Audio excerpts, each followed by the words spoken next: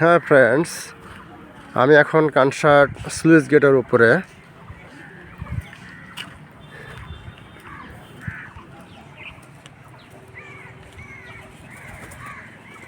দূর থেকে যে ব্রিজটা দেখা যাচ্ছে ওটা হচ্ছে রাজশাহী সোনা মসজিদ হাইওয়ের ওপরে নির্মিত নবনির্মিত ব্রিজ। এটা একটি খাল। খালের ওপর স্লুইস গেট নির্মাণ করার পরেও খালটি শুকিয়ে গেছে। তার কারণ হচ্ছে রক্ষণাবেক্ষণের দেখার কেউ নেই। সমস্ত পানি নেমে চলে গেছে কোথায়? পাগলা নদীতে। এপাশে পাগলা নদী ইন্ডিয়া থেকে প্রবেশ করে পদ্মা নদীতে গিয়ে মিশেছে।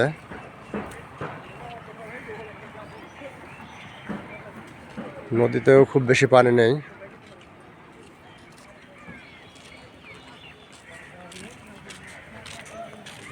আসলে বর্ষা মৌসুমের পরে কিছু পানি ছেড়ে দিয়ে খালে কিছু পানি আটকে রাখা উচিত, তাহলে শুষ্ক মৌসুমে সেচের কোনো অভাব হয় না। কিন্তু এই স্লুইস গেটগুলো রক্ষণাবেক্ষণ বা দেখাশোনার জন্য মনে হয় কেউ নেই। কর্তৃপক্ষের দৃষ্টি আকর্ষণ করছে যেন এটার সুব্যবস্থা করা হয়। Okay guys, thanks for watching my page.